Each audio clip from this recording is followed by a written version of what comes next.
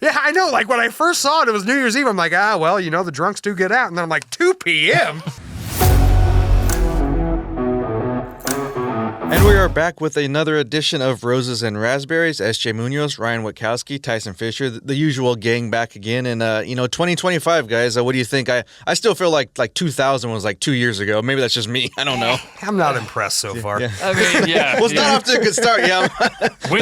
Winter storms and terrorist attacks. Great. I'm just ready Great for my start. kids to go back to school. They've been home for Right? like a month now, and I didn't realize how much I dislike them. So until just now. I think you're probably maybe not alone in that sentiment for some parents out there. It's you would think you're asking them for quite a bit there just to spend time with their kids, but we'll move on. That's not a rose or a raspberry, but if you do have one, go ahead and send those to roses@landlinemag.com. Let's go ahead and get started. And Tyson, you got speaking of terroristic individuals, you got one here for us. Oh, man, yeah. Start off with the doozy. Raspberries to a trucker who shut down an interstate for the dumbest of reasons. So what happened was a 28-year-old trucker from Illinois, he was pulled over on Interstate 85 in South Carolina because of a missing license plate. That was pretty much it. But then for whatever reason, the driver told the state transport officer that there was a small bomb in the truck. I beg your pardon? Yeah. So for reasons that are more obvious, the interstate was shut down for several hours while law enforcement investigated the bomb threat. Fortunately, there was no bomb in there, so that's the good news.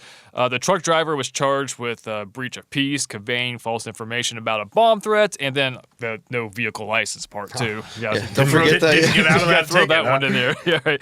So the trucker, he's a Jordanian national who legally entered the U.S. In 2018.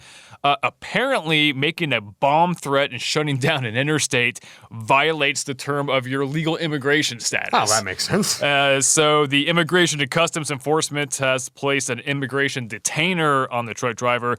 He has a hearing before an immigration judge in August of 2026.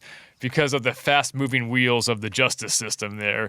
So anyway, this guy, he was an owner-operator, and according to the company that he contracted with, he had a valid CDL, he had a clean motor vehicle record, and he had a clear clearinghouse record. So I just don't understand why he just had to do that. I don't know. I mean, it seems like a really bad way to try to get out of a ticket. Not the best. Yeah, I would not advise that. So this was I think it was January 2nd or 3rd. So this was just very immediately after the terrorist threats that happened with the pickup trucks throughout the country before. So just there's never a good time for a bomb threat, but that timing was especially bad. So It was a bad time for a bomb threat. I don't know about you When we guys, talk so. about all kinds of wacky things happening on, but this you can't really top this. This is just kind of honestly, insane. I don't know if I have a lot of follow-ups other than why. Yeah, that's that's it, the key yeah. question. Why? And so we don't know now. We may never know. So, Well, especially when it's not a situation where he was worried about what was in his trailer or something. He's yeah, this is just odd, but you figure they would have thoroughly looked through that. Right. Either way. Well, maybe not. Obviously not to that level, but Christmas spirit usually carries on a little bit beyond the New Year, but not for this San Diegoite. Is that what you'd call it? Maybe San Diegan. We'll go with that. Yeah, that sounds less confusing. Raspberries to a Grinch in San Diego who stole a giant inflatable Santa. I'm sure you've seen these things lining the streets of the suburbs. This happened around 3:30 in the morning. This gentleman just pulled up in his truck, deflated the Santa, and just took it. I get that it's deflated, but even still, that's a good amount of whatever kind of plastic substance that, these were like 10 feet tall. I don't even know if this thing looked enormous, about 20 feet tall. I mean, it was easily, 3 times the height of the guy who was stealing. You think somebody would have saw something, especially in, this type of a neighborhood, when the Ring cameras are all abound That's here. Right. Well, naturally, Ring cameras did catch him doing this, unfortunately, or I guess, suspect to the Ring camera. It really hasn't resulted in him being caught. So, yet again, just another reminder that Ring cameras are largely worthless except for catching people slipping on ice and falling down the steps. Or porch pirates, too. You can see people take your stuff. He didn't just make off with one Santa, though. He also took 2 other Santas in the neighborhood. This street was absolutely just lined with them, like a real keeping up with the Joneses moment. I counted 10 on that one block. SJ and I were looking at this like aerial photo of it. There were 10 of these giant Santa Clauses all on the same block, and those things aren't cheap either. I started pricing them around $750 for this giant-ass inflatable Santa. This guy made off with, several $1,000s worth of holiday gear. So I'm just stuck on he had to deflate it first because I rarely see them inflated. It seems like they go down pretty quickly and easily. That was just I'm hung up on that. Not to get too deep in the weeds here, but what was the method of that? I mean, if it's like a puncture, then how is he going to resell? No, he just unplugged it. Okay, he just unplugged the thing, let it deflate a little bit, and then he wraps his arms around. And he's kind of moseying across the street with it. It was a whole operation. But yeah, man, I realize that Christmas can sometimes bring the best out of us and also apparently the worst out of us as well. But man, I don't know what you got to do to protect your Santa Clauses. Well, I mean, we didn't have an endorsement for Ring here. Obviously, we kind of but maybe check the Facebook Marketplace or some online sale, and then maybe we'll get this guy because I'm sure he's not just keeping these for his yard. It wasn't just that too. Like I started looking up Christmas decoration thieves. It happened all over the country. There were multiple reports of people capturing people on their ring cam, just yanking candy canes out of their front yard. So I'm sure the FBI is looking into this theft ring, seeing a theft very ring. high priority. Yes, sweeping the nation, you could say. An impressive story. Maybe in another realm here. Tyson, you got something here out of Canada? Yeah. So roses to a Canadian truck driver for logging thousands of miles on his bicycle. So last year alone, in 2024, long-haul truck driver Sean Cranwell, he rode his bike for nearly 600 hours, traversing around 8,000 miles on his bicycle. Yeah, right? So that's more, by the way, that's more than half of the miles that the average American drives in a year, which is about 14,000 a year. So just kind of put that in perspective. So that's on top of the more than 120,000 miles that he logs in his actual, tractor trailer. So yeah, this guy loves traveling, apparently. So clearly. Not a lot of downtime there. He's like the Forrest Gump of cyclists. Right. Just felt like biking. But even crazier is this isn't some 26-year-old driver with all that youthful energy. No, Cranwell has been trucking for 26 years. He's in his 50s. Oh, so that makes me feel terrible. I know, right? So he told the following to Cycling Weekly. He goes, "Other drivers just automatically assume that I'm a relatively new driver when they see me roll through a truck stop on a bicycle. They're like, he won't be doing that for very long because reality will set in and he needs to make money and nobody has time for that nonsense." Which that would probably be me. I've been saying that. But, Cycling Weekly too, huh? There's so much cycling news they need a weekly publication. Absolutely. All right. I didn't know that. But also, you probably didn't know this either. There is a Facebook group called Truckers with Bicycles. You are correct. So there, know that.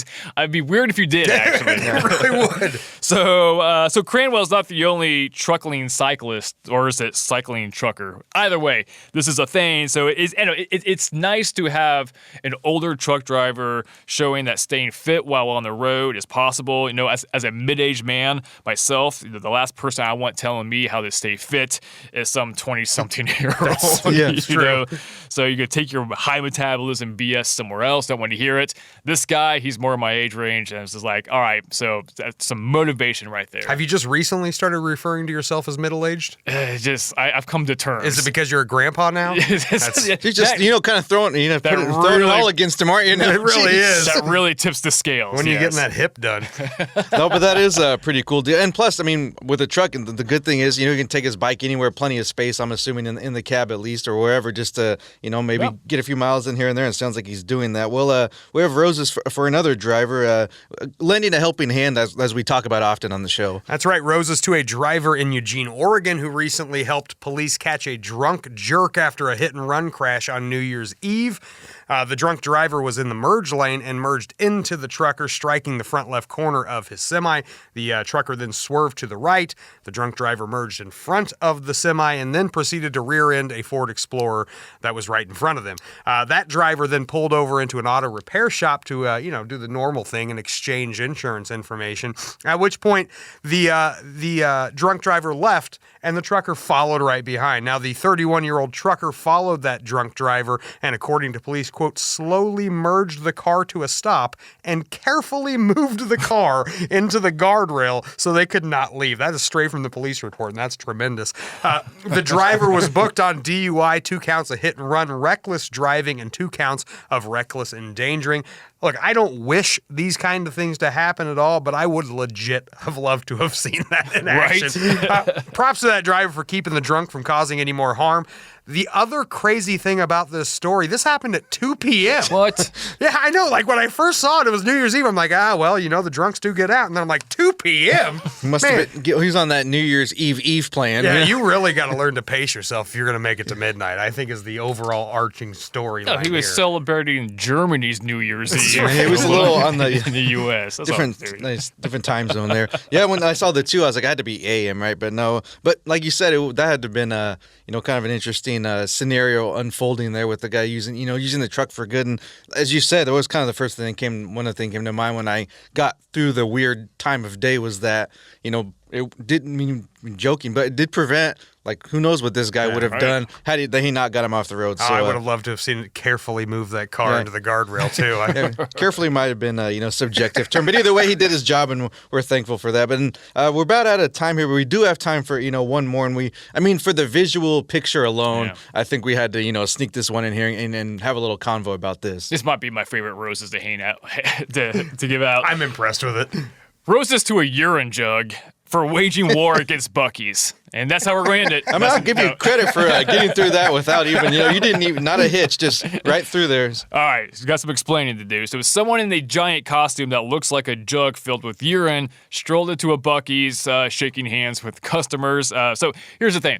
If you don't already know, there is a fictional, yet very comical truck stop called Celine 52 Truck Stop. And its mascot is named Piss Jug Man. That's what it is. And it's exactly what it sounds like. It's a giant yellow... I don't feel like they workshopped that name long at all. Well, if you follow their social media account, there's not a lot of workshopping going on. Anyway, so yeah, it's this giant yellow piss jug man with a mean-looking face. So anyway... what they did, so what happened was Piss Jug Man just strolled into this Buc-ee's and just, started just, wreaking havoc. Well, just really shaking people's hands. Which children. Mostly children, by the way. So, keeping with this brand of being controversial.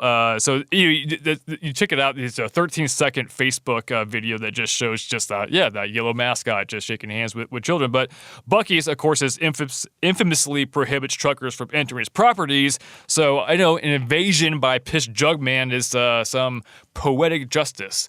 And I'm probably the first person to use piss jug and poetic in the same sentence. That's honestly, I think you might take your word for it. It's not something we probably want to Google or find out. Blazing trails out here on Roses and Razzberries. But yeah, if you don't follow Celine 52 Truck Stop on social media, if you're not easily offended, that's the caveat. Check them out. Watching that young woman high-five the piss jug and then being like, wait a minute, what the hell is this thing? Like, all in the same breath was pretty damn amazing. Obviously a bit of a, publicity stunt here, but at the same time, I guess to bring awareness to certain things, and obviously trucking and Buc-ee's have not, have kind of clashed here and there.